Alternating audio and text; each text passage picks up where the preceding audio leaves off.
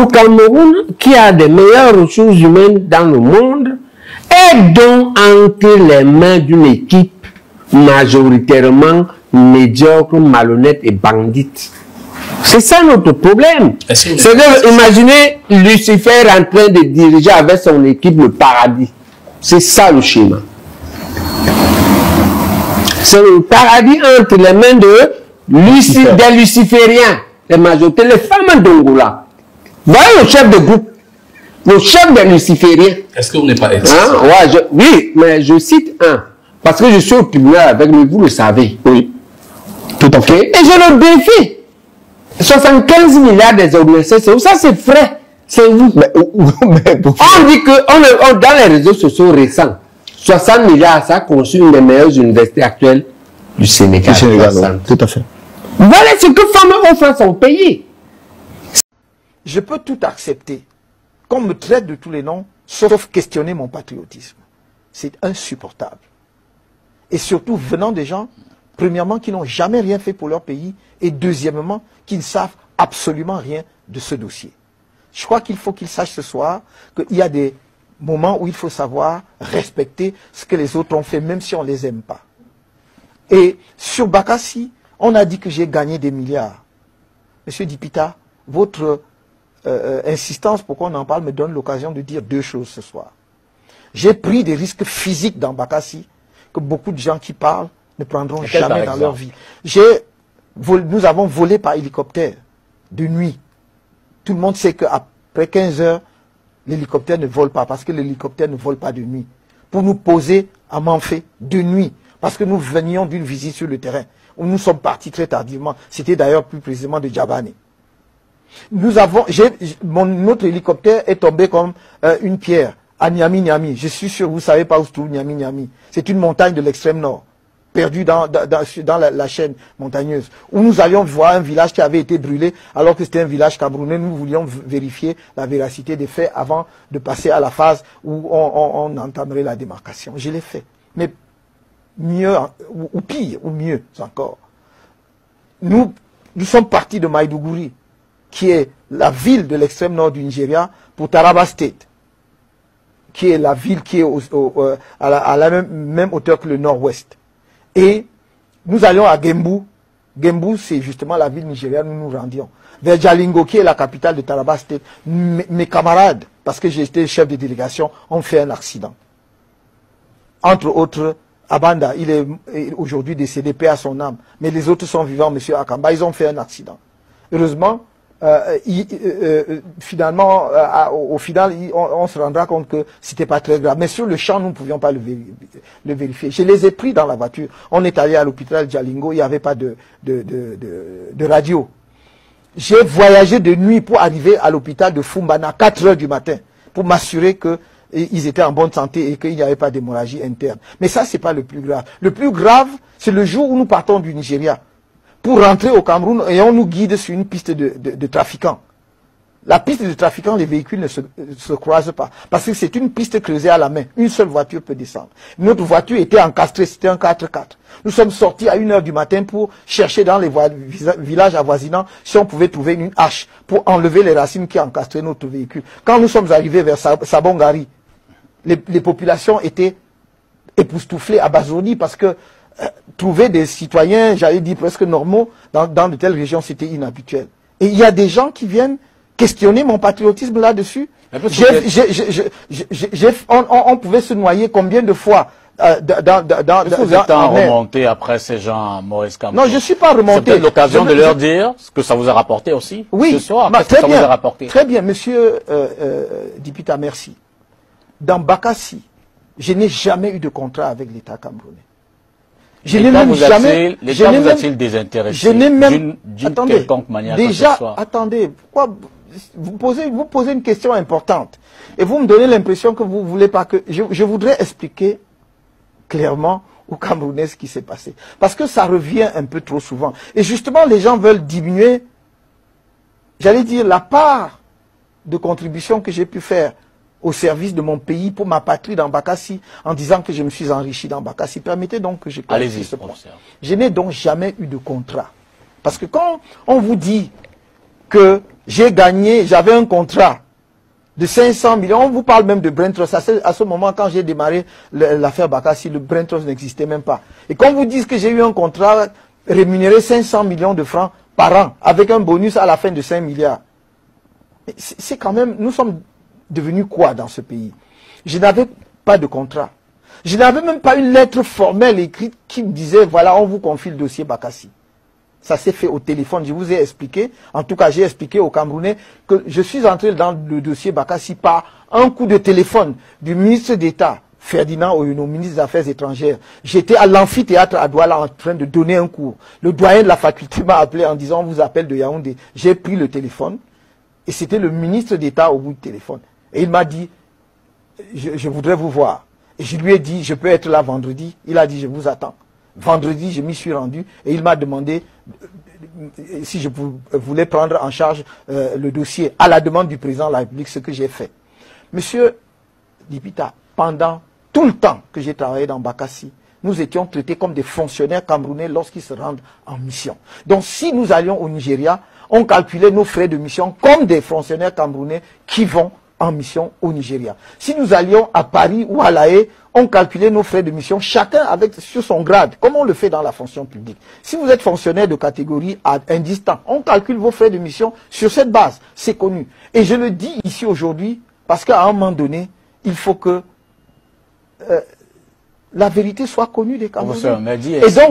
Et donc, je n'ai pas eu de rémunération particulière autre que celle que je viens de vous dire. D'où vient-il qu'on puisse dire aujourd'hui que j'ai eu, même pas des centaines de millions, mais des milliards de francs CFA? Comment des Camerounais sains d'esprit, mais je doute qu'ils le soient, peuvent-ils tenir de tels propos? D'où tirent-ils leurs chiffres? Pour faire précis, oui, vos frais de mission, oui, au bout de la mission, oui, après la victoire du Cameroun, oui, tout cela a fait combien de francs CFA? Je ne peux pas cumuler, monsieur, parce que ça suppose que j'avais déjà l'idée que je calcule, je veux savoir combien j'ai gagné dans Bakassi. On nous disait aller en mission, nous allions en mission, et on nous donnait les frais. Je peux vous dire que le seul avantage d'ailleurs qu'on avait dedans, c'était que quand le chef de délégation le voulait bien, il prenait en charge vos chambres d'hôtel. Donc au lieu d'utiliser vos frais de mission pour payer vos chambres d'hôtel, vous aviez... Alors mes chers amis, avant le début de cette publication, je veux convoquer ici un Camerounais que j'aime beaucoup écouter, j'aime beaucoup lire. Il ne parle pas beaucoup, il n'écrit pas beaucoup, il écrit très peu. Même ses interviews, quand il interviewe quelqu'un, ça ne dépasse jamais 30 minutes. C'est très peu. Mais j'aimerais commencer cette publication en invoquant, en le convoquant de venir nous passer son petit message pour que vous compreniez le déroulé de cette publication. J'appelle ici Jean-Bruno Tagny. Que dit Jean-Bruno Tagny? Il dit ceci: ce qui me chagrine, ce n'est pas l'attitude de ceux qui nous gouvernent. On peut même les comprendre.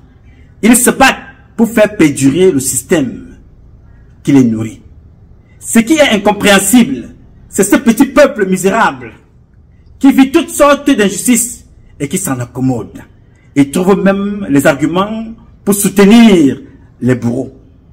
Et le peu d'énergie qui lui reste, il l'oriente contre d'autres victimes du système. Ça me dépasse. Je pense que tout ça relève de la psychiatrie. C'est trop fort. J'aime vous parler avec les références. Allez sur ma page, tapez Jean-Bruno Tagny, prélevez ce texte, gardez-le à la maison, parce qu'il nous servira beaucoup. Pendant toute la vie, et des générations aussi, entières. Bien. Mesdames, Messieurs, chers compatriotes et toutes celles de ceux qui me font l'honneur de suivre les actions de SOS Cameroun Solidarité par ma voix, je vous dirai jamais assez merci pour ce que vous nous apportez au quotidien. Sans vous, nous ne sommes rien et nous ne ferons jamais rien. C'est pour cela que je ne manque aucune occasion, ici comme ailleurs, pour vous renouveler nos remerciements. Merci à toutes et merci à tous. Aujourd'hui est un nouveau jour, différent des autres, parce que beaucoup d'entre nous sont absents. Il y a ceux qui nous ont quittés hier et ceux qui nous quitteront aujourd'hui. C'est pour cela que je t'invite, toi, qui as eu la grâce de Dieu, la bénédiction, de voir ce jour et d'écouter cette publication, de glorifier Dieu et de célébrer la vie avec les autres. Parce que sans l'autre, nous ne sommes rien et nous ne ferons jamais rien. Alors capitalise la minute présente. Ne te laisse pas distraire par les cancans, par des choses qui ne t'apportent absolument rien. Sois toi-même, parce que certains qui sont à la morgue aujourd'hui, sans se moquer d'eux, auraient bien aimé être à ta place, avec un lot de factures, en train de réfléchir comment ils vont faire pour payer la facture. Avec un lot de problèmes, comment il faut faire pour gérer telle allégation. Mais toi, tu es quand même là, tu vois ce monde-là qui est en train de s'écrouler, des enfants qui naissent, d'autres qui meurent autour de toi, alors que toi, tu es vivant. Alors, capitalise. C'est dans cette optique-là, ce matin, que je vais partager avec toi des évolutions d'un sujet qui me tient à cœur, que je mène depuis pratiquement une dizaine d'années. L'affaire Joseph Fouda. Le contre-amiral Joseph Fouda, qui est le conseiller spécial de monsieur Paul Biya. Alors je t'en parle ce matin parce que depuis hier, il y a eu une évolution pour eux, parce que pour moi l'évolution ça date depuis 10 ans, aujourd'hui que nous travaillons dans cette affaire. Avant donc de te parler de la suite de cette affaire, parce qu'il y aura beaucoup d'épisodes, hein, que ce soit judiciaire, que ce soit, des médiatiques, il y en aura encore beaucoup d'épisodes. Donc avant donc de te parler de cette suite, je t'invite à regarder cet extrait vidéo. Écoute et regarde.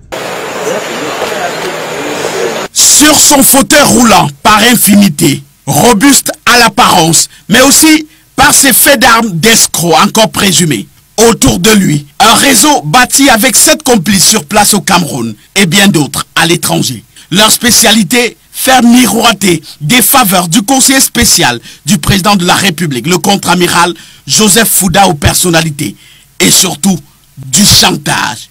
Le processus part des notes d'information sorties de leur labo. Des fausses notes d'information à l'attention du chef de l'État ou encore du plaignant relevant certains faits de certains responsables de la République, hommes politiques et même du secteur privé, sur d'éventuels détournements.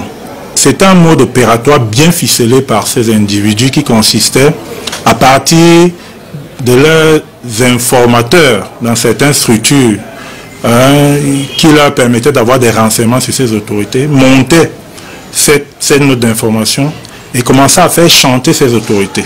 Ce sont des pros avec 9 années d'expérience dans cette saga d'escroquerie.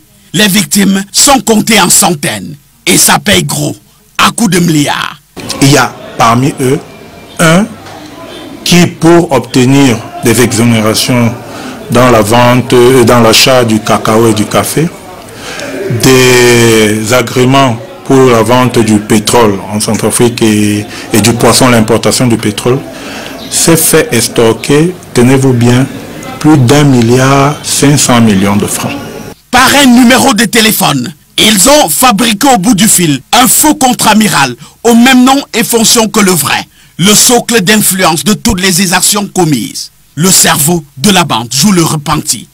Pardon au contre-amiral Joseph Fouda parce que pendant 9 ans, j'ai eu des échanges épistolaires. Les enquêteurs chevronnés du groupement ont pu voir des échanges avec un individu qui donne des instructions, qui donne des ordres et tout ça. Et donc j'ai longtemps cru que c'était le contre-amiral Joseph Fouda.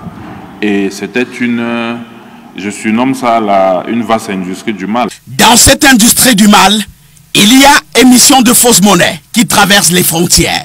Au cours des perquisitions, 408 billets de $50, des armes et matériel militaire. Et rassurez-vous, ils roulent tous carrosses. Voici par exemple 2 véhicules appartenant au boss du groupe. Bien. Vous avez donc eu le temps de regarder cet extrait vidéo où l'un des accusés demande pardon au contre-amiral Fouda. Et vous avez aussi écouté ce lieutenant-colonel qui, je salue l'enquête qu'il a, il a atteint là le dernier carré de son expertise médiocre, de sa médiocrité dans l'enquête. Et c'est très important pour vous d'écouter ce que dit ce monsieur, qui est d'ailleurs hors de la plaque. Il vous parle là de 1,5 milliard qui est complètement en deçà de la réalité. Parce que le montant qu'il vous donne là n'est pas le vrai montant. Le montant est multiplié par plusieurs. Vous imaginez que moi qui suis ici, j'ai plus d'éléments d'enquête. Moi qui suis ici à New York, aux États-Unis que quelqu'un qui est assis avec des barres, avec des grades, qu'il a reçus par des examens pédagogistes. Moi, j'ai plus d'éléments d'enquête que cet individu que vous entendez parler là. Et c'est ce qui est d'ailleurs très intéressant pour vous d'écouter des choses comme ça. Le garçon qui parle là, Parfait maintenant Hervé Mbapou, qui est l'un des accusés dans cette organisation de escroquerie en bande organisée, est un acteur majeur dans ce qui se passe et dans ce qui s'est passé. Ça n'a pas commencé aujourd'hui. Je dis, ceux qui vous disent être des enquêteurs chevronnés, médiocres, comme ils sont là, je leur donne un défi, parce que moi, c'est ce que je suis en train de faire depuis 10 ans, avec ce groupe-là.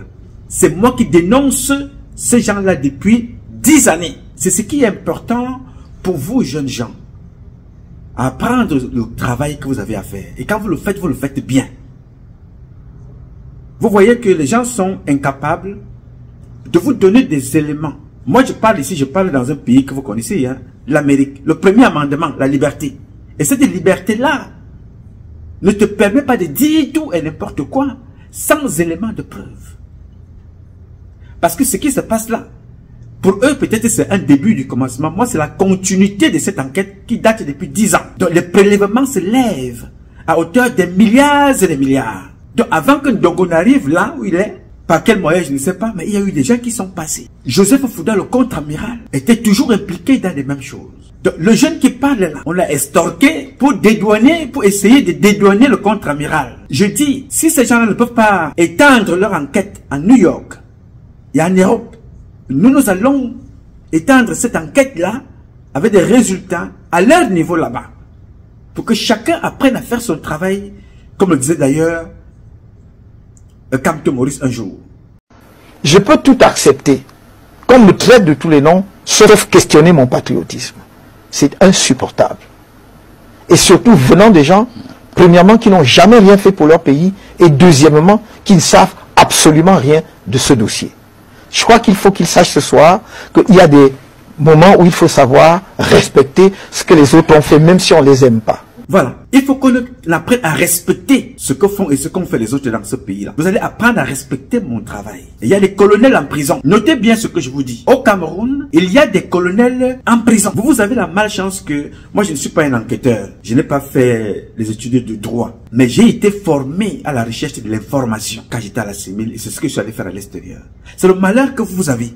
Alors, bien évidemment, vous qui me suivez, j'ai voulu déjà... vous dire merci beaucoup, vous qui suivez cette enquête depuis plusieurs années. Bon, je n'ai pas vu beaucoup d'entre vous aujourd'hui se manifester en très grand relayeur des informations de ce que nous avons publié, mais un grand nombre d'entre vous ont toujours relayé ces informations-là concernant Joseph Fouda. Et comme d'ailleurs vous avez fait pour les autres. Nous ne restons pas bras croisés pour commenter. Non. Je suis un acteur de la société. Et je ne laisserai aucune occasion qu'on mette des gens en prison pour le simple fait que quelqu'un sort de la présidence, ne veut pas assumer son imposture de banditisme, d'escroquerie en bande organisée. Jette des enfants en prison qui ont travaillé pour lui pendant 10 ans. Il s'est fait beaucoup d'argent. Aujourd'hui, il vient demander à... je ne sais pas si c'est des lieutenants-colonels ou des colonels, c'est un devenir jeune one-man. C'est dangereux, les gars. Je dis, il y a un colonel en prison. Il y a un colonel en prison. Il y a des ministres de la défense en prison, donc des patrons de ces colonels-là qui sont en prison à cause des enquêtes bâclées. Parce que vous refusez de faire votre travail. Et c'est ce qui est dangereux. Aujourd'hui, la République camerounaise est gérée dans les réseaux sociaux. On vous montrait qu'on est quelqu'un dans les réseaux sociaux. Non, pardon. Si vous n'avez rien à dire, taisez-vous. Si vous n'avez rien à faire, cachez-vous. Alors quand vous sortez, sortez pour ne pas être ridicule. Je ne peux pas m'asseoir aux États-Unis, mes chers amis, dans ce pays de liberté et de droit, qui n'est pas parfait, mais qui encadre un certain nombre de comportements et dit tout et n'importe quoi. Alors si vous n'avez pas pu faire justice là-bas, nous allons donc instruire à partir d'ici, pour que justice soit faite. J'ai bien fait depuis très longtemps d'avoir les listings téléphoniques, d'avoir les listings de transferts. Moi, je les ai tous parce que Monsieur Ndongo n'a pas. Parce que je sais qu'il est en train il attendait cette vidéo. Ndongo attendait voir ce que je vais dire ici. Moi, je n'en rentre pas dans des propos en l'air. Non.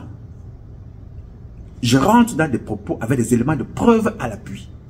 Monsieur Ndongo, vous êtes certainement un officier supérieur, mais vous êtes un officier supérieur de Patkouti, gars. C'est dangereux. On ne s'amuse pas avec la vie des gens. Il y a des gens qui se sont amusés à faire ce que vous faites là, se sont retrouvés en prison. Je vais vous donner, vous qui me suivez, un exemple tout de suite. Pour vous dire d'où commence cette enquête. On ne connaît pas encore où elle va en finir parce que ces enfants qui ont été placés en détention provisoire, d'après ce qu'ils disent, ce n'est qu'une étape là. Ce n'est pas encore la fin parce que les enquêtes, nous, on va continuer à vous informer de ce qui se passe. Alors, voici ce qui se passe. Regardez bien la note que vous voyez là, devant vous. Observez cette note-là.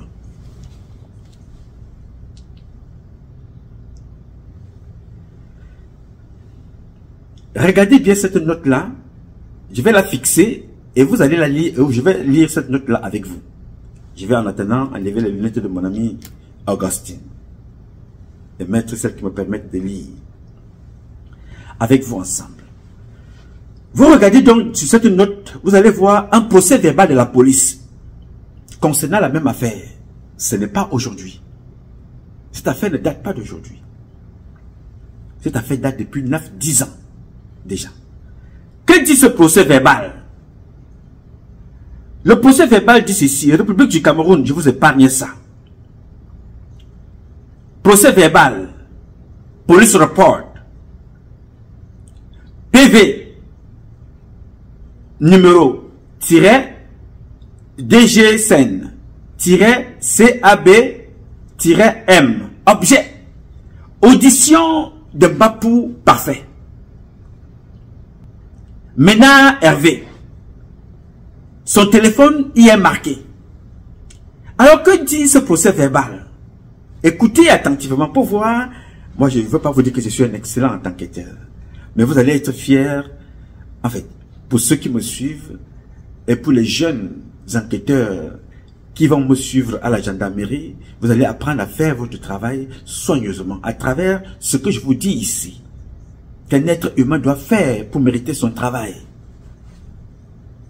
Écoutez ce que dit ce procès verbal que je viens de vous montrer là au départ. Je vais vous lire juste un extrait, parce que c'est très long. L'an 2020 et le 29 avril à 12h00.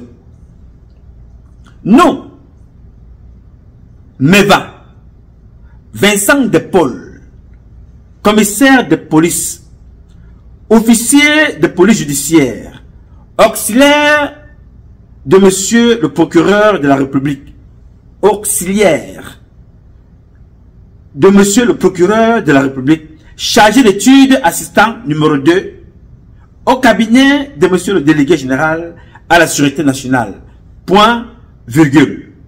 Constatons la transmission, il constate la transmission de la fiche spéciale au sujet de la cabale contre le conseiller spécial, le contre-amiral Joseph Fouda, agressé à la très haute attention du président de la République pour enquête instruite par le chef de l'État.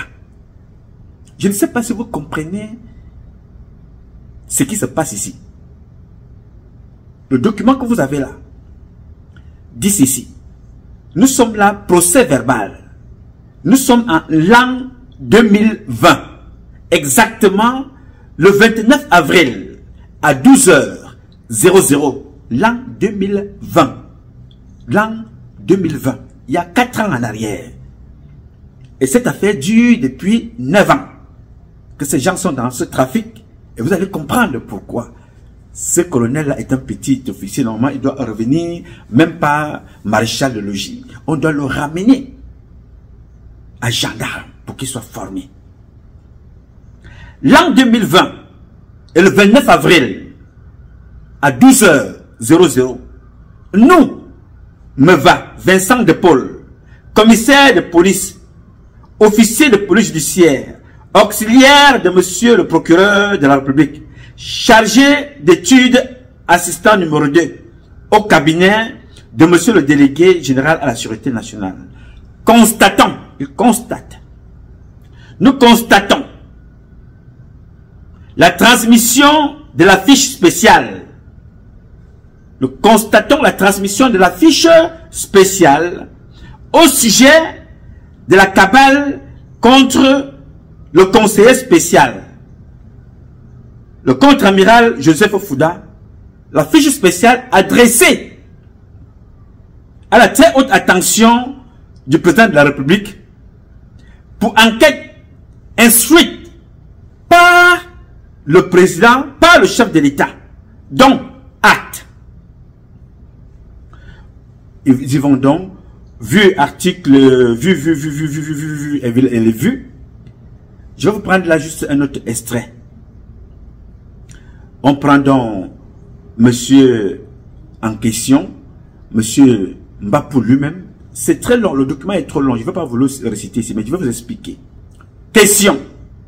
Vous avez pris connaissance de la fiche spéciale redressant vos voices envoyées au contre-amiral Joseph Fouda. Est-ce que vous reconnaissez ces voices? Je m'arrête là. Sur l'entrée et cette question.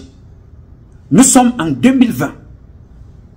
Ce couple-là, le couple Mbapou, je veux le dire autrement, le duo Mbapou, parfait Hervé Ménard, et le contre-amiral Joseph Fouda, ce duo-là date depuis 9 ou 10 ans qu'ils travaillent ensemble. Quand ce garçon est convoqué à la police chez Bargangele, il est présenté là-bas. Joseph Fouda ne vient pas. Pourquoi est-ce que Mbapou est appelé à la police? Parce que Mbapou se plaint du mauvais partage de l'argent escroqué, de l'argent stocké à des personnes. Et que monsieur Joseph Fouda ne lui en donne pas ce qui lui revient. Le menace. En moi tout seul, j'ai des dizaines et des dizaines de voices, de vidéos, des documents concernant cette affaire que je traite depuis 2019. Je n'ai vu aucun gendarme. Hein? Moi, je traite ça depuis 2019. Je mène mes enquêtes, je paye pour avoir des documents, j'investigue, je collecte, je garde. Et je vous ai dit ici, moi je suis un archiviste chevronné. Rien ne m'échappe. L'un des enquêteurs de cette affaire me va. Il est à la police. Alors, qu'est-ce qui se passe? Il se passe que le jeune parfait Mbapou, je ne vais pas revenir à la genèse, les vidéos sont là, ceux qui peuvent aller regarder dans notre première page Facebook, ou YouTube, quand elle sera ouverte. Ben, j'ai quand même aussi ces vidéos-là à garder quelque part. Qui était donc là, l'homme de main de Joseph Fouda, aller prendre de l'argent à des personnes qui voulaient des postes, des gens qui voulaient des accréditations, des gens qui voulaient des marchés, pour aller donner à Joseph Fouda. Moi, je considère que c'est Joseph Fouda. Vous allez comprendre pourquoi. Pour aller donner à Joseph Fouda. N'est-ce pas? Alors, régulièrement, quand cet enfant-là va prendre de l'argent et a la crédibilité qui lui octroie la proximité qu'il a avec Joseph Fouda, les gens lui font confiance. Il y en a plusieurs personnes à qui ils ont pris des centaines et des millions. Nous sommes là à des milliards et des milliards. Parce que ce que ce Boutman-là qui est arrivé hier ne connaît pas, il parle de 1 milliard 500 millions. Ça, c'est petit, ça. Il n'a pas les bons chiffres. C'est pour ça que je dis que je salue le dernier carré de sa médiocrité dans l'effort qu'il a fourni. Il a atteint le maximum de sa médiocrité, qui veut que quand tu viens parler des choses, il faut avoir, collecté l'information avant de venir ouvrir ton clapet pour dire les choses. Parce que le patron de la gendarmerie te regarde. Les jeunes te regardent. Quand un patron du groupement, de compagnie, de bataillon ou bien de bureau d'enquête peut se retrouver à dire des choses comme ça, alors qu'ils sont appelés à éduquer ceux qui viennent des OPJ, qui viennent derrière, qui sont des gendarmes simples, des maréchals de logis à montant, des sous-officiers. Mais quand on voit un officier qui pense qu'en venant donner des noms des gens qui sont très suivis sur des médias qu'ils ont auparavant payés, ça va le dédouaner de son imposture, de son incapacité à mener une enquête. Je vais m'asseoir ici et mener cette enquête-là comme je la mène depuis 10 ans. Je n'ai vu ni aucune télévision camerounaise relayer cette enquête. Ou alors, se dit voilà, on n'est pas sûr de ce que dit Patrice Lumumba, mais nous allons nous-mêmes nous mener notre enquête. Vous voyez comment on a entraîné des personnes dans la dérive à faire le même comportement que Amogo Belinga. Venez s'asseoir, prononcer les noms des gens sans avoir enquêté. Ça, j'y reviendrai à votre niveau un peu plus tard. Ce n'est pas l'objet du sujet. Vous allez être fermé un jour et définitivement. Notez ce que je vous dis aujourd'hui. Le Cameroun tourne. Le mauvais travail que vous faites, vous allez être un jour fermé et ne plus jamais émettre. D'autres ont fui, ils sont allés aux États-Unis. D'autres ont fui, ils sont allés en Europe. Parce que, à force de dire des choses qui n'étaient pas vraies, ils ne sont pas capables d'assumer ce qu'ils faisaient. Alors, je reviens donc, ça c'était une parenthèse, les journalistes, on y reviendra plus tard. Vous comprenez très bien que je vis dans un pays dangereux.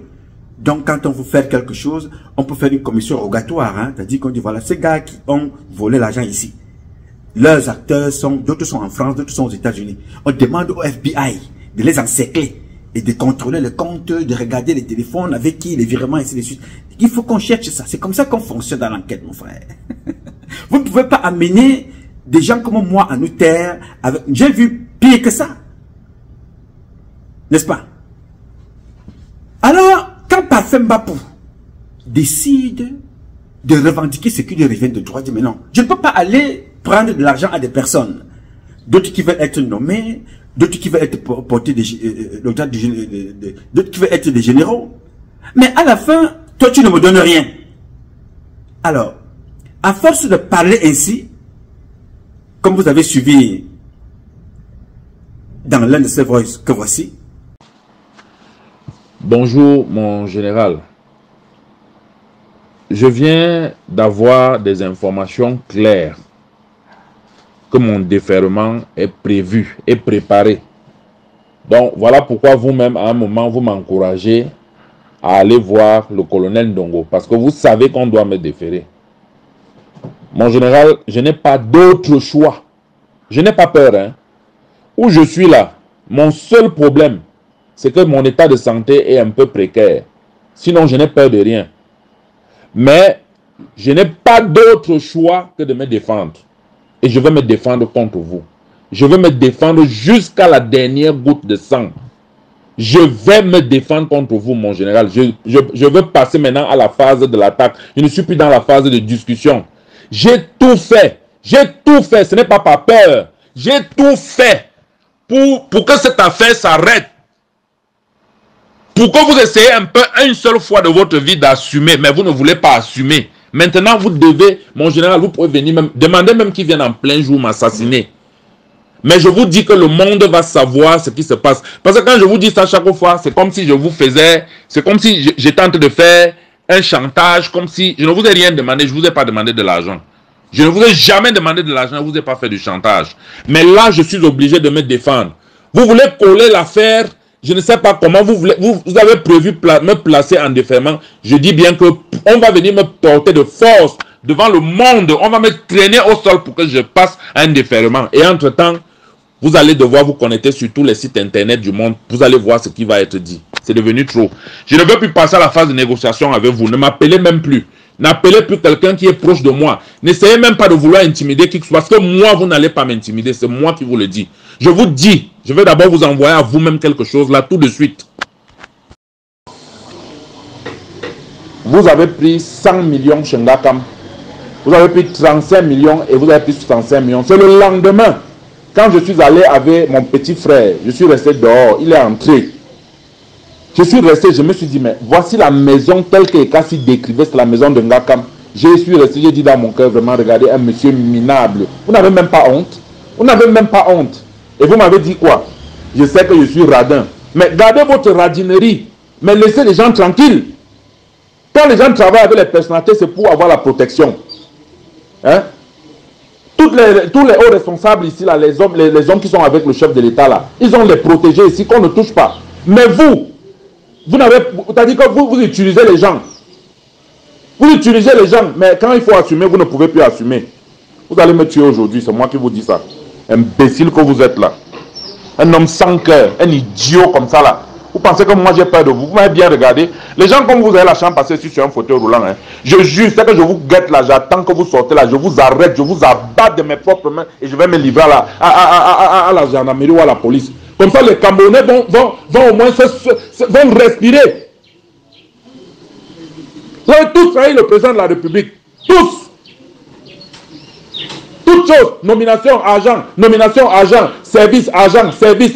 Quelqu'un a même des problèmes, il se plaint. Il faut qu'on l'aide. Argent. Et vous venez vous attaquer à moi. Vous allez voir ça. Imbécile que vous êtes. Vous pouvez envoyer vos billes, prendre mes téléphones comme d'habitude. Je rigole quand vous faites ça. Vous pensez que j'ai besoin de mes téléphones pour lancer des choses contre vous? Vous pensez? Vous m'avez dit l'autre jour, non, je n'ai pas peur. Vous pouvez envoyer ça au Japon. Vous allez voir ça. Vous allez voir. C'est devenu quoi? C'est même quoi? Vous voulez vous transformer ce pays en quoi? Hein? Vous êtes un escroc, vous passez le temps à prendre l'argent, vous mangez seul, vous ne donnez à personne. Vous n'assumez pas le moment venu. Vous voulez que les gens assument pour vous? Vous voulez que les gens assument pour vous? Bonjour monsieur, je me présente, je suis la mère de Mbapou Parfait Hervé. Qu'est-ce que vous voulez à mon fils, monsieur? Qu'est-ce que vous voulez à mon fils? Pourquoi vous voulez que mon fils meure? Je vous préviens, soyez même le dignitaire du monde entier ou de je ne sais où. Si mon fils meurt ou s'il lui arrive un pépin, nous tous, nous allons partir ensemble. Je suis de l'Est, de la forêt de l'Est, au fin fond de l'Ila. Je veux montrer à tous ceux-là qui veulent faire du mal à mon fils que je suis de l'Est. Et on ne touche pas à l'enfant de quelqu'un comme ça. Vous utilisez quelqu'un pour travailler pour vous. Vous ne payez même pas normalement ce qu'il fait comme travail pour vous. Mais vous êtes toujours le premier à le livrer pour un moindre besoin. Vous le livrez pour un moindre besoin. Vous le livrez. Vous croyez qu'il est orphelin? Il n'est pas orphelin. Hein? Je vis. Son père vit. Certes qu'il est là où il est là. Mais moi, je vis. Je vous préviens. Bien. Le voice que vous avez suivi là, c'est son coup de gueule récent. Il y a de cela 2 mois et demi. Exactement entre 65 et 70 jours. Avant qu'il ne soit interpellé. Mais il y a eu les mêmes titres de voice que j'ai ici. Qui l'ont conduit donc à la police. Demandant au monsieur que je ne peux pas passer mon temps à aller escroquer des personnes. Aller prendre l'argent à des gens. À ta demande. Et moi-même je n'ai rien. Qu'est-ce que c'est que cette histoire? Alors il envoie donc des voices. Mais Joseph Fouda prend peur que moi qui ai montré que je m'appelle le pape, l'homme en blanc comme on l'appelle, si ça arrive aux oreilles du président, je suis très mal vu. Que fait Joseph Fouda? Joseph Fouda court. Il va dire au président que mon président, monsieur le président excellent, je suis persécuté par les gens qui me font le chantage. Mais l'une des choses que Paul Biya fait, Paul Biya ne prend jamais une décision. L'une des meilleures choses qu'il a dû faire, il ne prend jamais une décision. Qu'est-ce que Paul Biya fait? Le président Paul Biya demande une enquête au niveau de la police et il envoie ça à Mbargangele. Mbargangele appelle donc Mbapou pour entendre Mbapou. N'est-ce pas? Regardez donc le scénario. Quand Fouda dit au président, le président instruit une enquête. Le président a instruit l'enquête, il passe dessus. Avec le flot, c'est-à-dire que la régularité d'informations que le président reçoit et tout ce qu'il a fait, il a oublié cette affaire. La même personne qui a instruit le président a instruit cette affaire. La même personne qui a poussé le président a instruit une enquête dans cette affaire, qui s'appelle Joseph Fouda, va revenir ici en bas, demander l'arrêt de l'enquête. Pourquoi il fait ça? Parce qu'il voulait se rassurer au niveau du président, que le président sache qu'il y a un problème, il est persécuté, il y a une enquête. Et avec tout ce que le président a, le président ne va pas poser la question que, mais cette enquête que j'attends depuis là, l'enquête est à quel niveau? L'enquête est bloquée à ce niveau-là. il arrête, il fait arrêter l'enquête, il revient donc maintenant chez Mbapou et commence encore à travailler à nouveau. Il trouve des nouveaux accords. Vraiment, mon petit, bon, il faut avouer qu'il faut laisser ça tomber. Les voices sont hallucinants. Bien. Mbapou continue dans sa manœuvre, dans ses missions. Envoyé. Je vous dis qu'il y a des colonels qui sont impliqués dans cette affaire. Des colonels. Des officiers supérieurs. Impliqués dans cette affaire. À qui Joseph Fouda a pris beaucoup d'argent pour faire des généraux. Un enquêteur normal, dans un pays libre, devrait d'abord aller recouper tout ça et commencer par ce numéro de téléphone. Qui a ce numéro de téléphone? Ce numéro de téléphone exerce depuis quand? Il est sous le nom de qui? Il appelle qui? Si tel colonel appelle le même numéro de téléphone pour parler avec le contre-amiral Fouda, comment le contre-amiral Fouda peut régner aujourd'hui, ne pas connaître Mbapou qui a le même numéro de téléphone? Quand tel commandant appelle pour parler avec le contre-amiral Fouda, alors que le numéro que le commandant a, le colonel, le lieutenant-colonel a, c'est avec le même numéro que Mbapou appelle, et c'est avec le même numéro que le colonel, le contre-amiral appelle Mbapou. Il y a un problème. Comment peut-il dire qu'il ne connaît pas Mbapou? Comment peut-il dire qu'il ne connaît pas Mbapou? Alors que moi qui suis ici, j'ai réussi à obtenir... Donnez-moi le listing, donne-moi le listing. Thank you.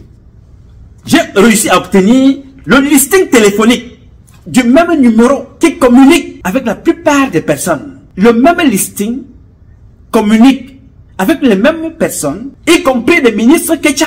Kecha doit être entendu parce que dans l'un des voices, on retrouve Kecha en train de parler pour un problème de route, qu'on va casser une maison. Joseph Fouda intervient. Yes, sir. Joseph Fouda intervient et vous voyez dans le listing la communication de Kecha Célestine avec le contre-amiral Joseph Fouda. N'est-ce pas? Très bien. Ça peut être un faux contre-amiral. Je peux aussi le lui concéder. Ça peut être un vrai. Alors, où vient le problème? Quand on a ce listing que moi j'ai reçu à voir, c'est beaucoup, hein, parce que j'ai pas mal de listings. C'est des cartons et des cartons depuis pratiquement 2019. Alors, quand on a ce listing, on se pose la question que, mais, Fouda qui se plaint auprès du président qu'on utilise son nom pour escroquer des personnes à l'extérieur. Mais le même Fouda ne fait aucun effort pour chercher la vérité de qui utilise son nom, de qui escroque des personnes. Et c'est chaque fois, quand Mbapou se plaint qu'il n'est pas payé, que Fouda commence à s'agiter. On se pose la question que, mais quel est cet officier qui voit son nom être impliqué dans des choses et il ne bouge pas? Moi, avec ce qui se passe là, je porte plainte tout de suite. Vous voyez un peu? Je porte plainte tout de suite. Mes plaintes, c'est que j'emmagasine les preuves comme je les ai là. Et ça va servir à ces petits gendarmes qui n'ont leur promotion que par le pédégisme et la nustocratie. Voyez-vous?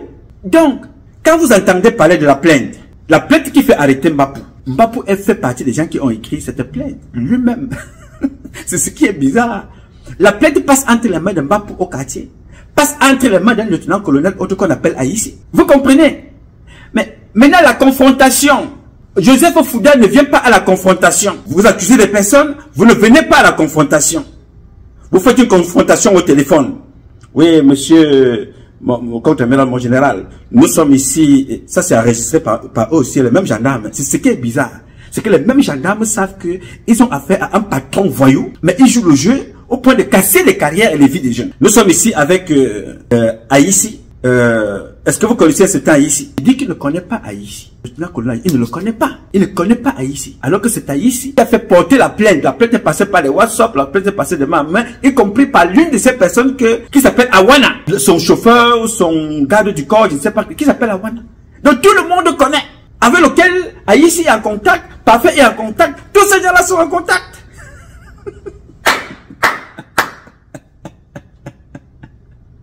Vraiment de Dieu, c'est bien d'avoir des enfants comme moi au Cameroun. Parce que ça va vous instruire au moins à quelque chose. C'est-à-dire qu'il faut qu'on prenne un nom, qu'on mette là, pour vous réveiller à faire votre travail. Franchement. Awana, qui faisait le relais pendant 66 jours, entre la présidence et la gendarmerie, est connu de tout ce monde-là. Le même numéro connu de tout ce monde-là. Joseph Fouda arrive donc dimanche sortant de l'étranger. Il est rentré, il vient à la gendarmerie le dimanche. Il s'enferme là pendant plusieurs heures avec Ndongo pour préparer la stratégie de ce qu'ils sont en train de faire ces jours-ci là. Ignorant une chose, c'est que cette affaire n'est pas nouvelle. Ignorant une chose, c'est que cette affaire ne commence pas aujourd'hui. C'est moi, Patrice Nouma, moi, ici, j'interpelle l'un des neveux du contre-amiral Joseph Fouda. Je lui envoie personnellement un message. Va dire à notre oncle, va dire à notre père, va dire à notre frère que ce qui se passe là ne sent pas bon ni pour lui, ni pour le président, ni pour l'armée, ni pour le pays, et ni pour sa fonction. Nous sommes là plusieurs années avant 2024. Nous sommes en 2019. C'est moi, Patrice Nouma. Je m'assois, je fais une vidéo personnelle. J'envoie ça à Joseph Fouda, le contre-amiral. Je dis, cher papa, ces comportements-là n'honorent pas ta position. Comment fais-tu pour te retrouver dans des choses comme ça? L'image du grade, l'image de la fonction, l'image de l'armée, l'image du président. Notre image, comment fais-tu pour être là? Je lui envoie ça dans ses numéros de téléphone, les mêmes numéros que les autres ont. Je lui envoie ça là-dedans. C'est pour ça que je vous dis, faites très très attention. Les réseaux sociaux ont eu le mérite de changer les vies des gens. Les réseaux sociaux, de ceux qui ont compris en tout cas, mais les réseaux sociaux ont aussi eu le mérite d'exposer l'idiotie, la bêtise et les crimes que vous voyez là. C'est moi, Patrice Nouma, qui envoie un message à Joseph Fouda. Maintenant, si Joseph Fouda se rend compte que mon nom est utilisé à tort ou à raison, mais il faut qu'il mène une enquête. L'argent qui est pris est déposé dans quel compte? Allez chercher le compte de Mbapou, allez chercher les comptes où il déposait de l'argent. Allez à Express Union. Moi, j'ai tous les reçus d'Express Union. Pourquoi vous me poserez la question? Parce que cet enfant de Mbapou, ce qu'on appelle souvent les génies du mal, il y a une émission que les Américains appellent souvent les génies du mal. Cet enfant de Mbapou, que faisait-il? Il dit, vous qui êtes des influenceurs, je sais qu'un jour ça va se gâter. Ayez des éléments pour pouvoir publier cette affaire. Voici là où je envoie de l'argent. Allez interroger Express Union. Allez interroger Western Union. MoneyGram. Interroger toutes ces compagnies-là. Des transferts qui ont été faits avec le nom d'une certaine Nkoro Chan. Moi je vous donne le nom, peut-être celui qu'on appelle le lieutenant-colonel de Pakouti, au grade de PDGiste, ne connaît pas.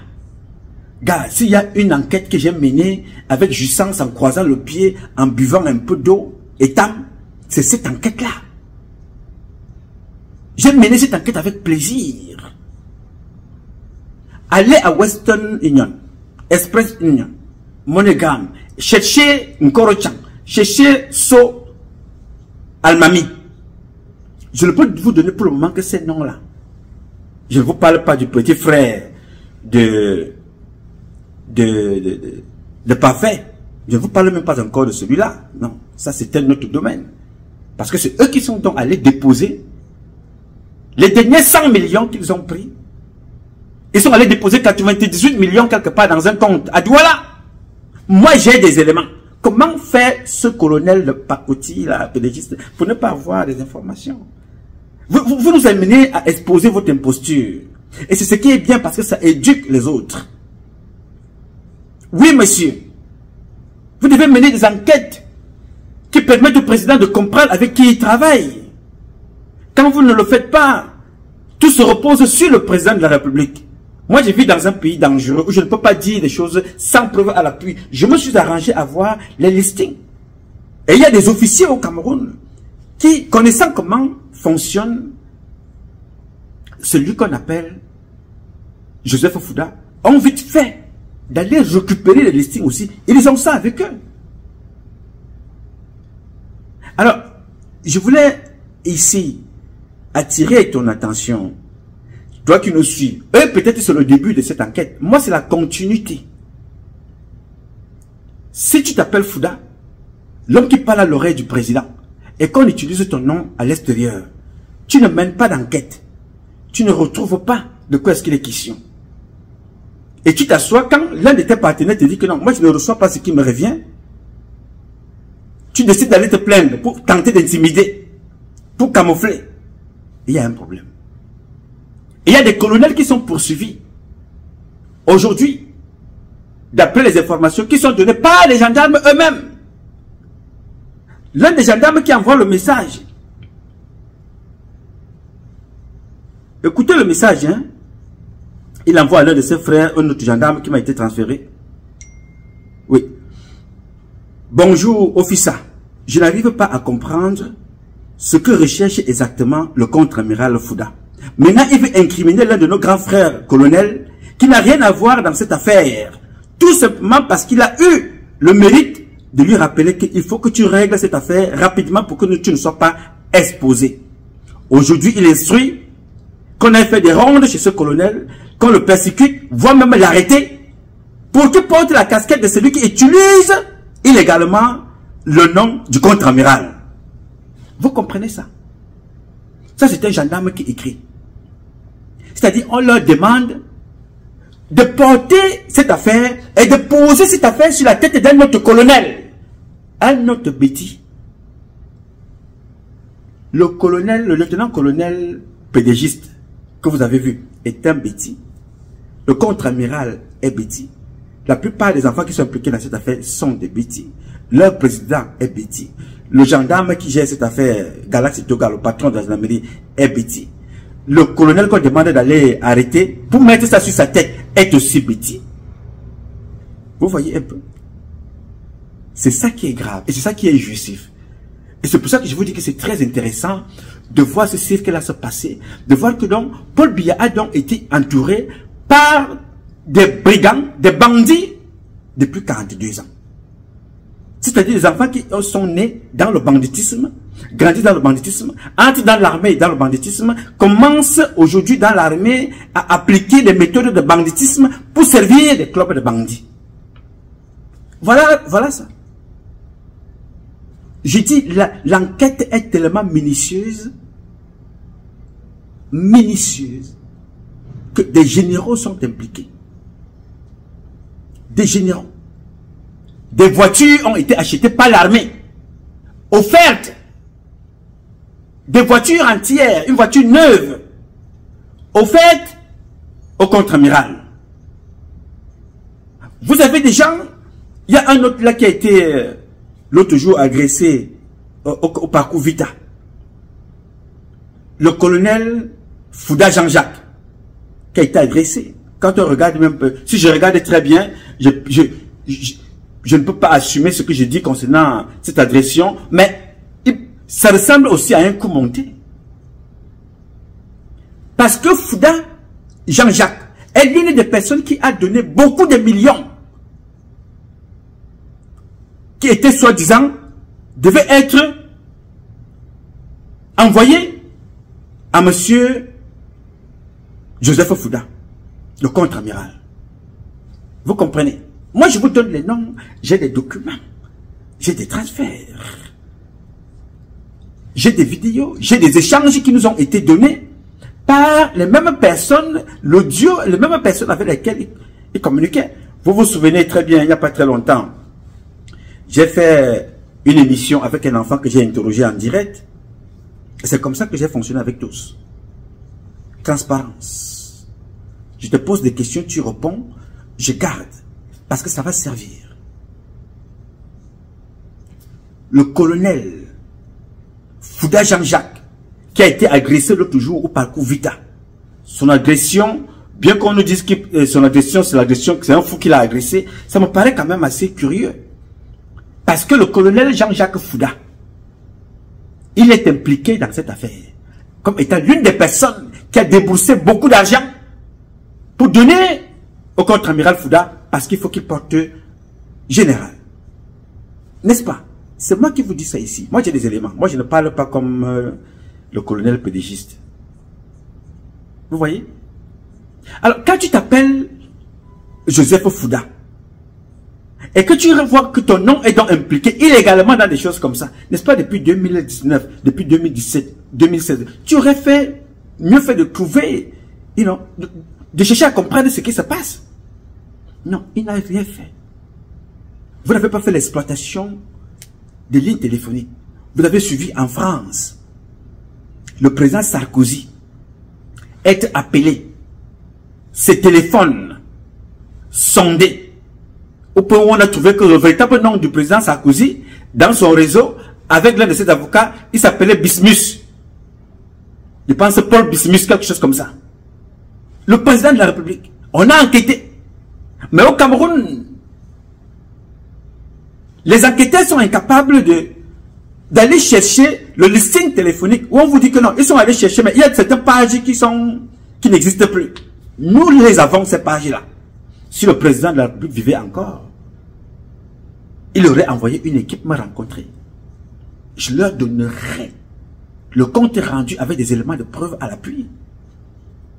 Alors, à voir ce qui se passe là, je vous assure, Dieu m'est témoin. Aussi longtemps que M. Biya serait président, avec ces gens autour de lui, l'enquête sur Martinez sera oubliée. Je vous dis, avec ce que vous avez vu là, aussi longtemps que le président sera là, l'enquête sur Martinez Zogo, sur son assassinat, il faut oublier ça. Il faut attendre quand Paul Biya ne sera plus là. Et je suis convaincu que les nouveaux seront ceux qui viendront aux affaires, feront l'affaire, c'est-à-dire décideront de mener des enquêtes dans cette affaire. C'est très important. Le mal est très profond. Le chiffre que le monsieur vous a donné n'a rien à voir. J'aurais bien aimé savoir cet argent, franchement, parce que c'est l'argent du Cameroun. Si au moins on pouvait me donner 5 milliards, ou même un seul milliard seulement, vraiment, j'allais faire comme mon père Abezo Gandhi. Ça m'aurait vraiment, je serais couché à la maison, manger mon argent tranquillement, avec mon association, régler les problèmes de ceux qui sont bloqués dans les hôpitaux. J'ai mal au cœur quand j'apprends ça. Parce que ce n'est pas le montant exact. Ce n'est pas 1 milliard. 500 millions. Non. C'est plus que ça. Donc ça démontre là le terminus de la bêtise de cet enquêteur qui a atteint son niveau, son paroxysme de la bêtise. Je salue parce que ça nous permet de découvrir qu'on a des cancres enquêteurs. Alors dans la vidéo, vous avez vu que on vous présente une voiture, n'est-ce pas, comme étant l'une des voitures de ce réseau. Très bien, c'est des voitures qui appartiennent, bien évidemment, à Mbapou Parfait, qui ne refusent pas. Il faut d'ailleurs que les télévisions qui ont filmé, qui sont promptes donc à filmer pour faire le buzz, filment tout l'interview, parce que ça va vous poursuivre demain. Pour le moment, vous pouvez rire. Vous ne direz pas demain que c'est parce que vous êtes persécuté, vous êtes bamileke. Pour le moment, c'est bon. Quand vous tirez sur les bêtises, ça vous arrange. Vous ne vous plaignez pas que vous êtes bamileke. N'est-ce pas? Vous êtes content. Publiez donc toute la publication. Parce que là où vous étiez, il y a aussi des gendarmes qui ont filmé pendant que vous y étiez. Pendant que vous étiez là en train de filmer, d'autres ont aussi filmé, donc nous avons déjà. Je vous laisse le choix de filmer et de publier tout ce que ces enfants-là ont dit. Et qu'on découvre à quel niveau ces enfants-là vous parlent de leur relais à l'international, qui ont participé avec eux, qui ont participé avec eux dans leur esbrouf, dans leur escroquerie, mais dans leurs actions condamnables. Il faut publier ça. La voiture que vous avez vue, Mercedes, c'était notre dossier dont nous avions déjà parlé ici, qui concerne un certain Serge Ekodo. Donc, le dossier ici, Serge Ekodo, voilà. Serge Ekodo et Mbapou Parfait a des dossiers sur cette voiture. Donc c'est un problème de deux autres personnes. Mbapou Parfait et Serge Ekodo dans un autre dossier. Je ne vais pas ouvrir celui-là. Je vais tout simplement dire à l'enquêteur pédégiste que quand vous présentez des preuves, mais expliquez au peuple camerounais que les armes que nous avons trouvées chez Mbapou, Mbapou n'a jamais adressé personne avec ses armes, mais Mbapou avait l'autorisation de port d'armes légales. Mbapou a escroqué des gens, c'est vrai. Mbapou a escroqué à hauteur de milliards, c'est aussi vrai. Mais Mbapou travaillait avec qui? À qui versait-il cet argent? Dans quel compte versait-il cet argent? Avec qui était-il en contact? L'exploitation de ces téléphones disait quoi? Convoque qui? Que vous dit le maire de Konsamba? Samen. Que vous dit le maire de Konsamba? Combien a-t-il donné? À qui a-t-il donné? J'ai la liste pratiquement près de 500 personnes. Je reprends. Moi, j'ai la liste des gens qui ont travaillé avec ce groupe-là. Au moins de 500 personnes. Tous mes téléphones sont disponibles. Parce que c'est moi-même qui vais leur donner. Vous savez, c'est moi qui ai donné les documents pour que Ngoubeni, le percepteur de New York, le percepteur du Cameroun à Washington, c'est moi qui ai donné ici des éléments au FBI. Des cartons, des documents. C'est moi, Patrice Numa. Parce que c'est parti d'une publication comme celle-ci. Pour que la vérité soit sûre. J'ai donc pris, j'ai donné.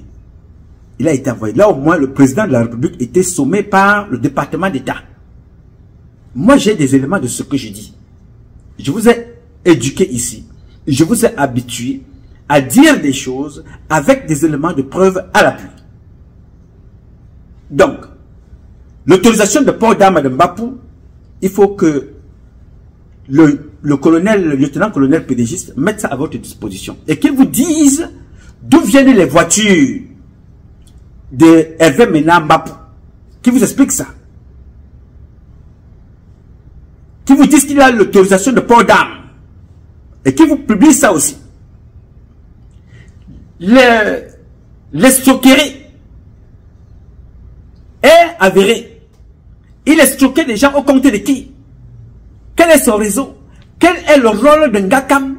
Qu'est-ce qui amène cette affaire aujourd'hui? C'est toujours une affaire de transfert d'argent. Donc, quand le contre-amiral se rend compte que son nom est en train de circuler, qu'il a d'envoyer quelqu'un aller récupérer l'argent chez Ngakam, on découvre donc cette affaire chez un certain Ekassi Alain, que j'ai entendu ici, j'ai partagé avec vous en direct.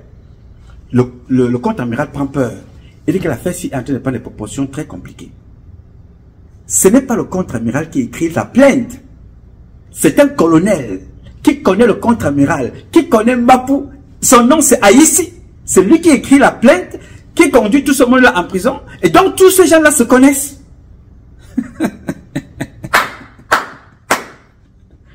Moi, j'ai trouvé des listings avec le même numéro qui appelle même le procureur des ECA. J'ai ça ici. Les communications avec le même numéro.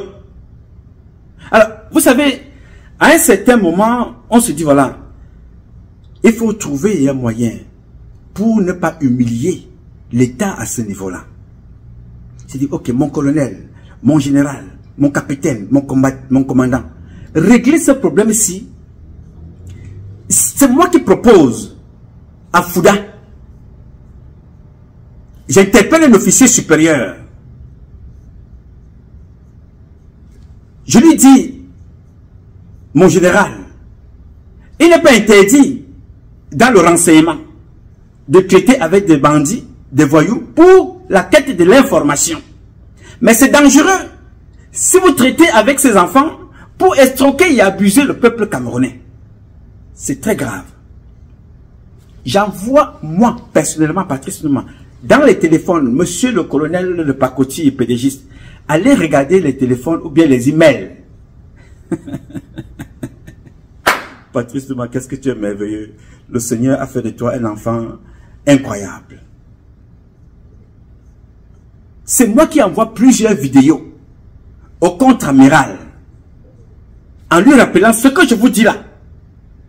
En ce moment-là, je ne voyais aucun média. Parce qu'ils ont peur. Hein? Ils veulent voir leurs enfants grandir. Mais maintenant, pour s'auto-flageller, ils viennent s'exposer comme ils se sont exposés là. Et demain matin, ils diront que non, oh, on me déteste parce que je suis bameliqué. On me déteste parce que. Quand vous publiez des choses comme ça, sans avoir enquêté, parce qu'on vous a appelé, sans faire votre propre travail, sachant que on peut vous manipuler, ce qui n'est pas impossible. Mais sachant aussi qu'on peut aussi vous payer pour faire le sale boulot, ce qui n'est pas aussi impossible. Mais comment faire pour échapper à ça? C'est faire votre travail. Et rien que votre travail. La différence entre vous et moi, je ne suis pas journaliste, je suis un enfant indigné, je ne suis pas activiste, je ne suis pas un influenceur. J'ai le mérite d'avoir fabriqué mon nom par l'indignation. Non sélective. Public. Sans contrepartie. Public. Sans tenir compte des régions et des régions des uns et des autres. Je dénonce ce qui me vient, ce qui a m'apporté avec des éléments de preuve à l'appui. Donc ce que vous avez fait, pour moi ce n'est pas un problème. Je me dis quelque part que c'est de bonnes guerres pour les gens qui sont moralement corrompus. Mais moi je prends, je garde. L'une des personnes avait fait ça, s'appelait Amogo Belinga. S'attaquait à moi, pourtant je lui disais que la vérité. Aujourd'hui, il est de l'autre côté. Il est en train d'assumer. Je ne vous promets rien, je ne vous souhaite rien, mais je souhaite seulement que demain, que la vérité conduise chacun d'entre vous à répondre devant la justice. Tout simplement. Moi, je suis prompt, comme je vous le dis tous les jours. Et chaque jour, vous allez emmagasiner ce que je dis ici. Parce que je ferai aussi pareil. Portez plainte le moment venu. Faites aussi pareil. Portez plainte avec des éléments de preuve. Et soyez aussi prêts à assumer les conséquences des actes que vous posez. J'ai été très fier de voir que en 2 mois, vous avez bâclé une enquête et j'étais déjà en prison. Pendant que nous attendons depuis 1 an l'enquête de Martinez Zogo. Nous attendons jusqu'aujourd'hui les enquêtes de Jean-Marie Bounouambala. Nous attendons jusqu'à l'heure les enquêtes de ceux qui ont tué, Bibi Ngota, Jules Komkom. Nous attendons toujours. Donc si vous êtes des officiers et que vous avez choisi de servir la pèdre, vous avez choisi de servir une organisation criminelle, soyez sûr que vous allez payer le moment venu. Si vous êtes des journalistes et que vous êtes sortis du cadre de l'information, vous payerez le moment venu. Parce que personne ne vous y oblige. Personne. Il y avait je n'arrêterai jamais de vous le dire. Amogo Belinga, il se vantait d'avoir 4 médias. Je parlais ici.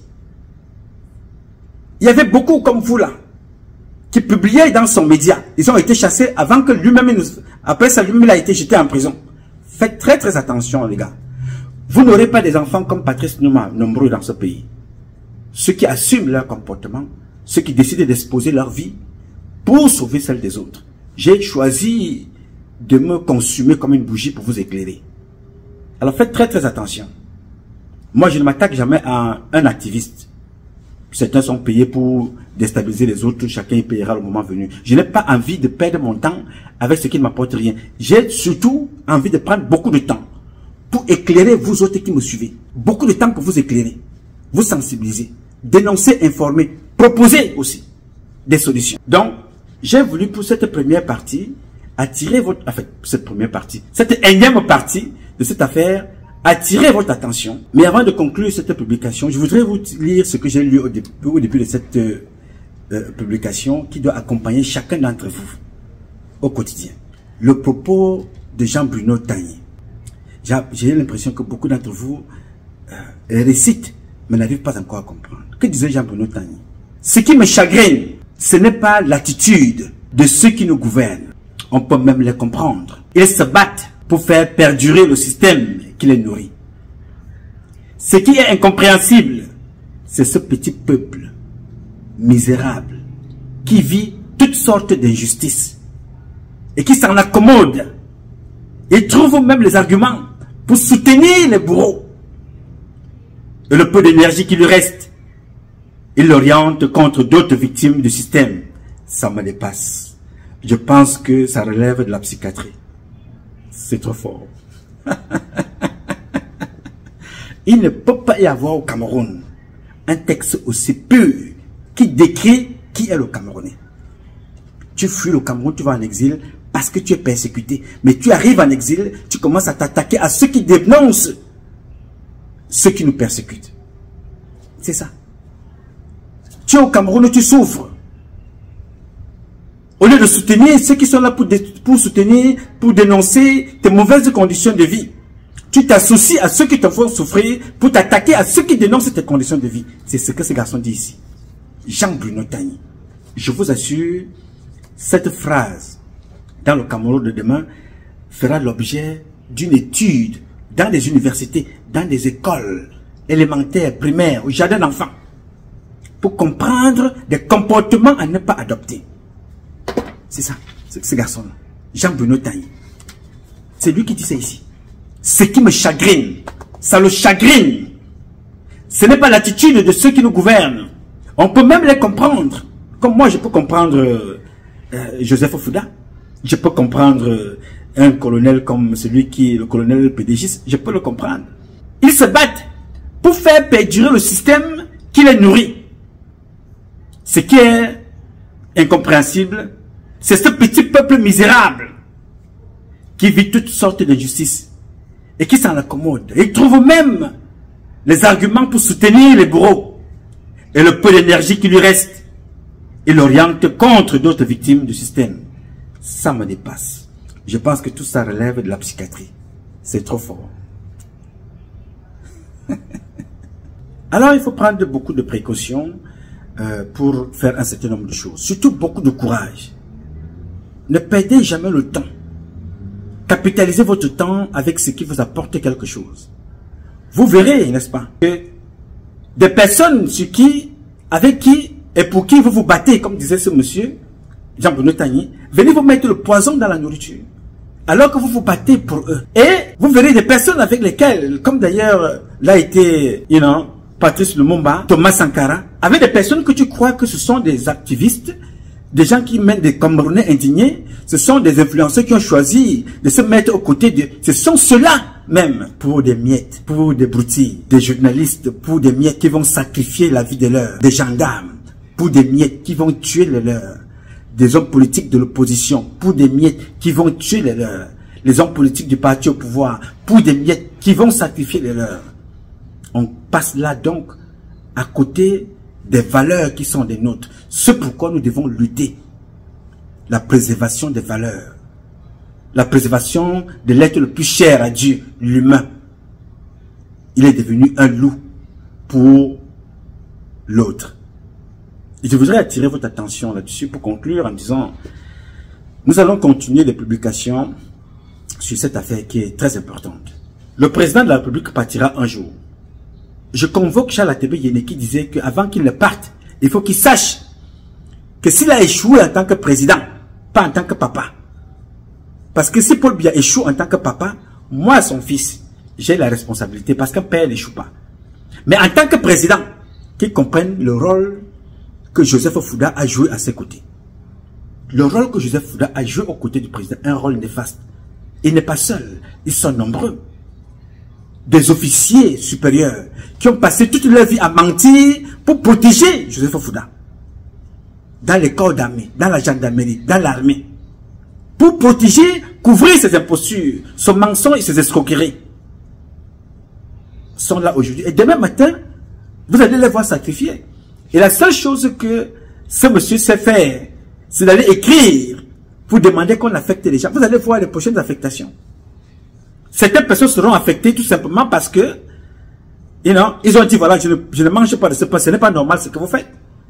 Parce que quand un colonel vous appelle à la gendarmerie et vous fait comprendre que non, ce que vous faites là, vous êtes complètement hors de la plaque. Votre comportement n'est pas raisonnable. Votre comportement n'est pas raisonnable. Il y a des abus dans cette enquête. Les mêmes colonels, les mêmes commandants, les mêmes enquêteurs vont dire à Joseph Fouda que non, il y a tel qui m'a appelé et dit que non, ce n'est pas bon. Vous oubliez que avant que vous ne soyez là, il y avait un Aïssi qui était là. Avant qu'Aïssi soit là, il y avait quelqu'un qui était là. Il a été chassé pour des raisons multiples. Et vous venez, vous faites les mêmes choses pour finir pareil. Souvenez-vous d'un commissaire divisionnaire qu'on appelait Okole. Okole a été tué devant sa porte parce qu'il a passé toute sa vie à servir, à faire le sale boulot. Mais le jour où il est allé à la retraite, il a commencé à se poser des questions, comme s'il avait subitement retrouvé la vue, la conscience, la réflexion. Quand il a commencé à se poser des questions, on l'a poignardé, on l'a tué, jeté devant la porte de sa maison. Hier, il était avec vous. Aujourd'hui, il a payé parce qu'il a voulu se rattraper. Je vous invite, moi je n'ai pas de rancune, mais je veux tout simplement qu'il y ait justice. Je demande que la justice camerounaise fasse son travail. De façon à interroger les justices internationales pour que vérité soit dite pendant que Biya est encore vivant. Il ne faut pas que vous veniez après parler quand Biya sera déjà mort. La vérité est là. Moi, j'ai ici les listings. J'ai les listings avec moi ici.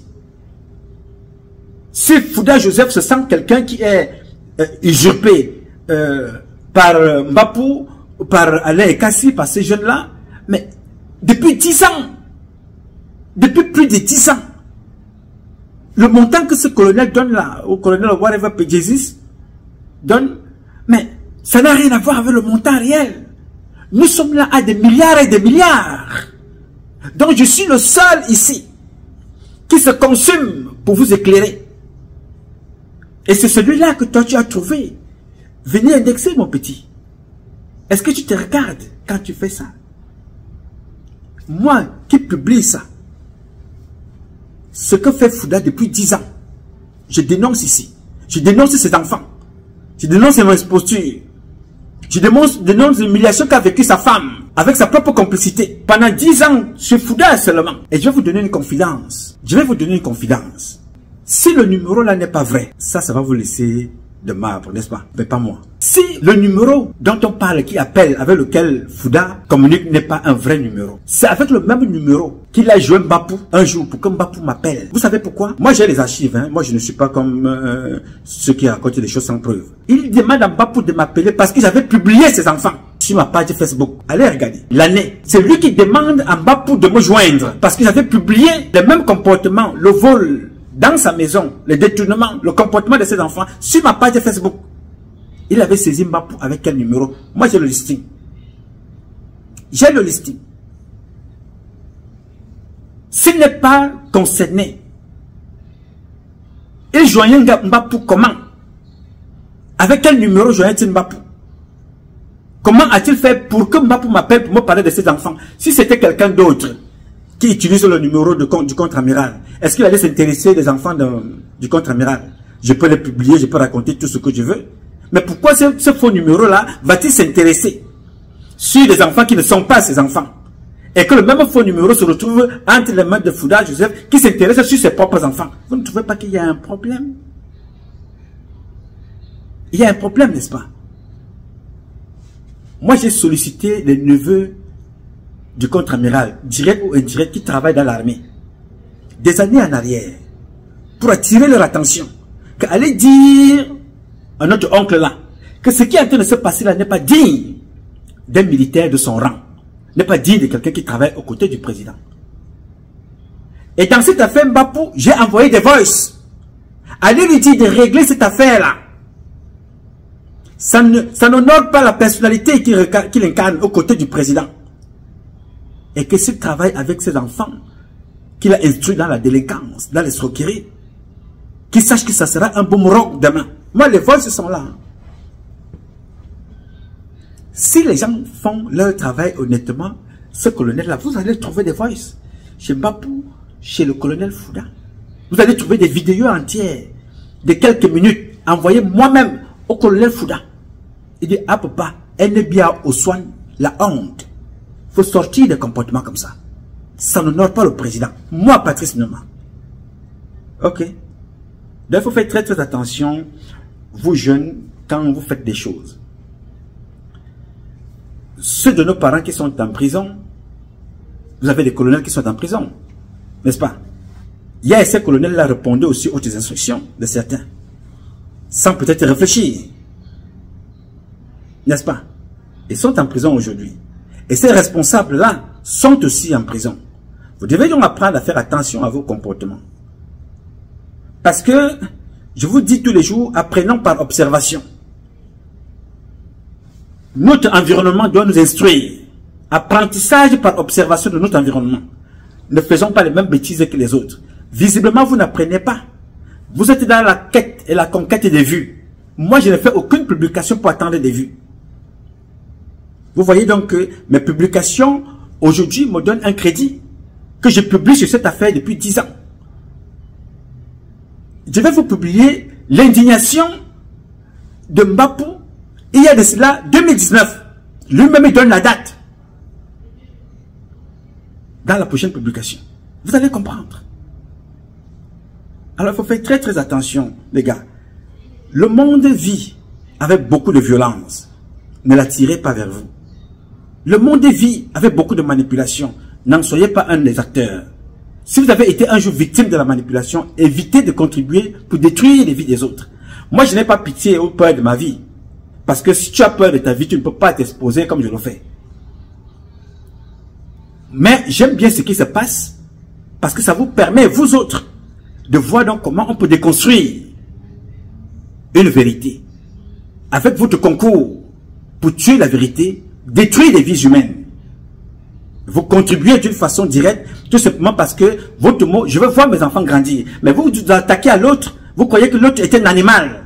Il ne veut pas voir ses enfants grandir. Beaucoup vous diront aujourd'hui que Martinez Zogo était dans le même système. S'il était dans le même système, vous voyez donc ce qui lui a été réservé. Alors vous n'apprenez rien. Vous continuez à servir le même système. Ne soyez donc pas surpris que demain, le même soir, vous soit réservé. Je condamne la violence, d'où qu'elle vienne. Physique ou morale, à chaque fois, elle fait mal. Alors faites attention à la violence que vous voulez imposer aux autres. Vous avez des enfants. Fouda ne va pas demeurer contre-amiral. Il ne peut même pas, c'est impossible. Aujourd'hui, au lieu d'assumer, il veut faire porter la casquette à d'autres. À d'autres colonels qui n'ont rien à voir. Il faut qu'on s'attaque à un colonel. Non, non, c'est celui-là qui utilise mon nom. Mais si tu connais que c'est celui-là qui utilise ton nom, pourquoi c'est aujourd'hui que tu découvres que c'est ce colonel-là qui utilise ton nom, alors que vous étiez ensemble? Vous alliez partout. Il utilise ton nom, mais c'est avec le même numéro que toi tu l'appelles. Il y a un problème. Vraiment, sur ce dossier-là, il y a un dossier que je n'ai jamais été aussi calé dans un dossier comme celui-ci.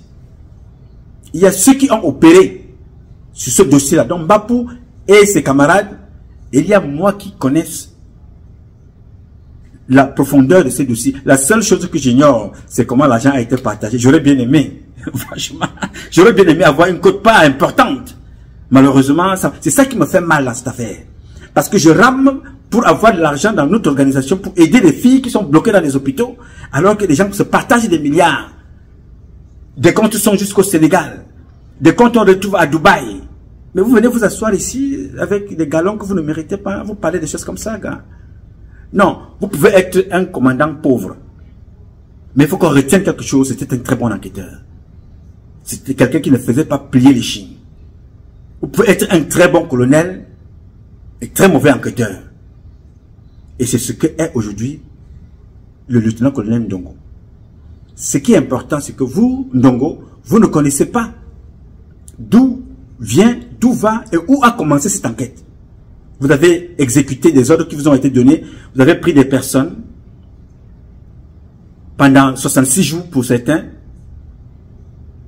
J'étais en prison, garde à vue abusive, administrative, judiciaire, qui se contredisent chaque fois pour jeter des gens en prison. Très bien. Vous avez certainement rempli votre contrat. Vous avez fait plaisir à un escroc. Pour le moment, je considère que le contre-amiral est un escroc. Et le gang est le président de ce gang des escrocs. Parce qu'il aurait pu arrêter cette affaire depuis la police. Pourquoi il ne l'a pas fait? Pourquoi n'a-t-il pas été en confrontation avec Parfait à la police? Les documents sont là. Allez voir Meva. Donc, s'il y a donc un autre contre-amiral, c'est donc à Joseph Fouda de se battre pour démonter ce contre-amiral-là. Les écoutes téléphoniques, les listings téléphoniques, les comptes bancaires, les virements, les transferts, les personnes. Je vais vous donner les noms. Chechen Korochan, Chechen So Almami, Chechen toutes les personnes, y compris les Tchadiens. Le réseau est tellement vaste que ces gens ont escroqué. Des gens qui avaient été interpellés et demandé d'être assassinés.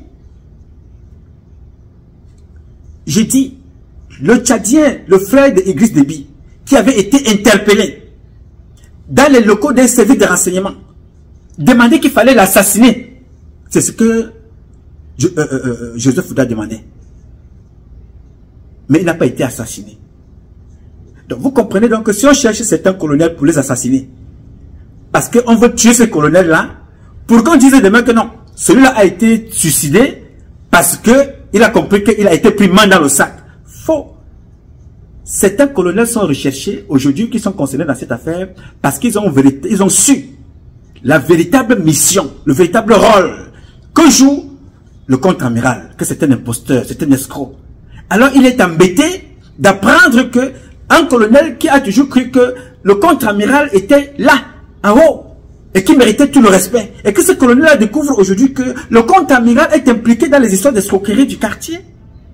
D'escroquerie où les petits escrocs peuvent se retrouver et se rendre compte que, mais, si ce monsieur qui m'a toujours respecté découvre que je suis un escroc qui travaille aux côtés du président, qui monnaie tout aux côtés du président, qu'est-ce qu'il me reste à faire? Il faut que je demande qu'on aille le tuer. Et qu'on pose ça sur sa tête, que c'est lui qui usurpe mon nom. Alors que c'est faux. Cette personne dont tu demandes qu'on recherche là, tu l'appelles avec le même numéro. Il t'appelle et il tombe sur le même numéro. Vous causez ensemble. Vous allez dans les deuils. Ce colonel-là est de chez toi. Vous vous connaissez. Le moment venu, nous en reparlerons. Yes! Je vous ai dit, vous avez ouvert une boîte. Vous-même, vous avez allumé la mèche sur la bombe qui va vous exploser. Je m'appelle Nouma. Patrice Nouma. Un garçon imparfait, mais constant, cohérent, persévérant, archiviste, prêt à tout pour la manifestation de la vérité. J'ai des éléments. J'attends donc une enquête générale. Donc vous allez donc reprendre cette enquête-là. Ou vous allez arrêter Fouda Joseph, l'impliquer, ou vous allez trouver celui qui a instrumentaliser cet enfant pour escroquer les gens au nom de Fouda Joseph. C'est à vous de trouver cette mission. Mais la seule peur que j'ai, c'est que vous ne soyez pas capable de trouver des responsables aussi longtemps que Fouda Joseph sera à côté du président. J'invite donc, pour le moment, le colonel pédégiste, au galon des pédégistes, d'aller demander à Mbargangele.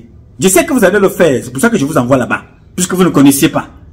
Je vous instruis et je vous donne des pistes. Allez voir Mbargangele, le commissaire Meva, qui avait commencé à faire un bon travail.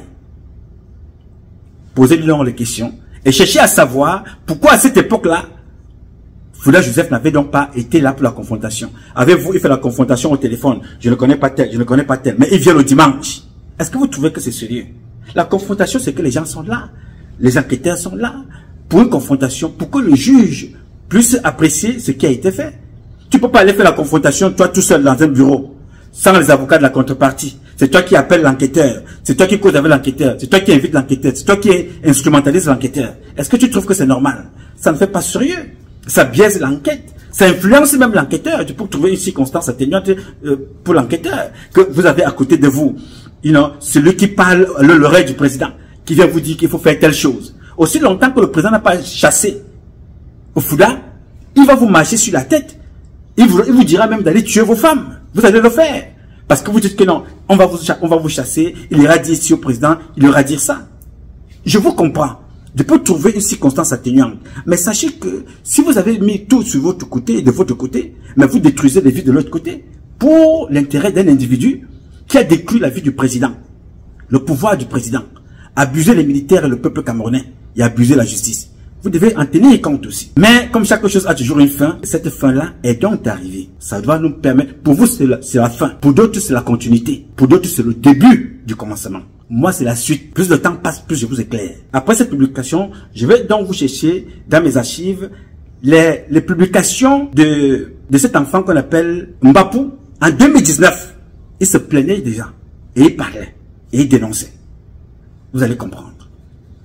Mes chers amis, je vais souhaiter beaucoup de courage à toutes celles et ceux qui ont été jetés en prison. Et je précise ici, si vous avez contribué à une activité, à une organisation criminelle qui vous a conduit là-bas, pour des raisons que vous êtes seuls à savoir, acceptez d'assumer les conséquences, la rudesse de la justice.